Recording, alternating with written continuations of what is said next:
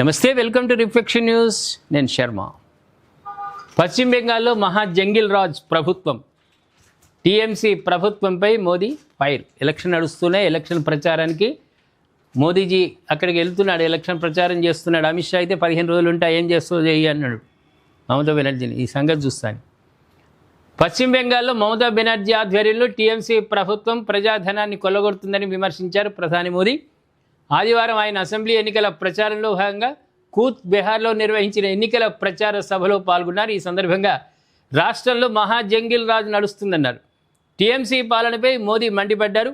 పశ్చిమ బెంగాల్లో మమతా బెనర్జీ ప్రభుత్వం పతనం ప్రారంభమైంది, ప్రజలు కూడా అదే అనుకుంటున్నారు. అక్రమ చొరబాటుదారులకు మమత అండగా నిలుస్తుంది. మాల్దా, సందేశ్ ఖాళీ ఘటనలు ఆమె ప్రభుత్వ వైఫల్యాలకు నిదర్శనమని, బెంగాల్లో మహా జంగిల్ రాజ్ ఆటవిక రాజ్యం నడుస్తోంది. ప్రజాధనాన్ని టీఎంసీ కొల్లగొడుతోంది. కానీ మే 4 ఎన్నికల ఫలితాలు వెలువడ్డ తర్వాత వారు దీనికి తగిన మూల్యం చెల్లించాల్సిందే. జనాభాలో మార్పుల కారణంగా ఒకవైపున మన నేలపైనే స్వేచ్ఛను కోల్పోతున్నాం, ఇంకోవైపు బీజేపీ ఉంది. సొంత నేలపై సగర్వంగా తలెత్తుకొని నిలబడగల ఆత్మవిశ్వాసాన్ని అందిస్తోంది. రోహింగ్యాలకు ప్రథమ స్థానం ఇచ్చి మన వాళ్ళు, ఈ భారత గడ్డ మీద పుట్టిన వాళ్ళు భయపడే స్థితికి తెచ్చింది దొరసాని. ఈ అమ్మగారు చేసింది ఏం పని ఉన్నది అక్కడ పశ్చిమ బెంగాల్ అంటే? నిజమైన భారతీయుడు భయపడాలి రోహింగ్యాలను చూసి. వాళ్ళు ఏ పని చేసినా వాళ్ళ మీద కేసులు ఉండే, వాళ్ళు అరెస్ట్ ఉండదు. దెబ్బలు పడ్డోడికే అరెస్టులు. ఇదా నజరానా నువ్వు ఇచ్చేది? బుల్డోజర్ ప్రభుత్వం వస్తుంది, టెన్షన్ లేదు.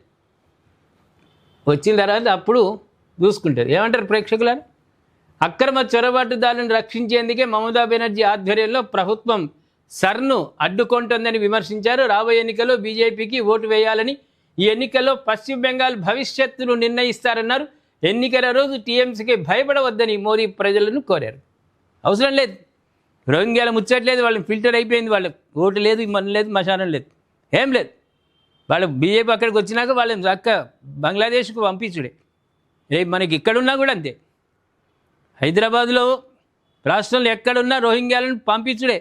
వాళ్ళ అవసరమే లేదు మనకు వాళ్ళతోటి.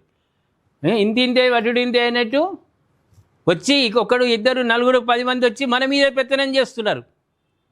వాళ్ళకు ప్రభుత్వాలు అండదండలు.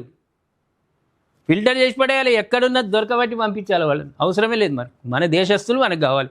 మన దేశం మీద గౌరవము, మన జాతీయ గీతాలకు విలువ ఇచ్చేటోడు మనం దగ్గర ఉంచుకుందాం. ఇటువంటి రోహింగ్యాలను ఎప్పుడైనా దుర్మార్గమే వాళ్ళని పంపిద్దాం. 23, 29 తేదీల్లో ఎన్నికలు జరగనున్నాయి. 2వ దశ బెంగాల్లో 2 దశలుగా జరుగుతున్నాయి. మే 4వ తేదీన ఎన్నికలు. మమతా బెనర్జీని చక్కగా ఆమె ఫామ్ హౌస్ ఒకేలా కట్టుకుంటే, ఎందుకంటే ఇప్పుడు నాయకులు అందరూ కట్టుకుంటున్నారు మాజీలు అయినాక ఫామ్ హౌస్లో ఉందామని. మరి ఆమె కూడా ఏమైనా ఫామ్ హౌస్లు కట్టుకుంటే చప్పుడు చేయక చెట్ల వనాలలో హాయిగా ఏసీ రూమ్లలో కూర్చుండబెడతారు ప్రజలు. లేదంటే గృహసీమ ఏదైనా ఇళ్లలో ఆమె సొంత ఇల్లు ఉంటే ఇంట్లో కూర్చోవచ్చు. ఆ దిశగా ప్రయత్నాలు జరుగుతున్నాయి. ప్రజలందరూ ఆ నిర్ణయం మీదనే ఉన్నారు. ఎందుకంటే రోహింగ్యాలతో ఇబ్బందులు పడ్డారు, బాధలు పడ్డారు. మరి ఏమంటారు ప్రేక్షకులారా? జంగల్ రాజ్యం నడుస్తుందన్నాడు ప్రధాని మోదీ పశ్చిమ బెంగాల్లో. అలాగే ఉందా, లేకుంటే స్వర్ణయుగం బంగారీ రాజ్యం నడుస్తుంది అక్కడ? దయచేసి మీ కామెంట్ రూపంలో తెలియజేయండి. సబ్స్క్రైబ్ చేసుకోండి, షేర్ చేయండి.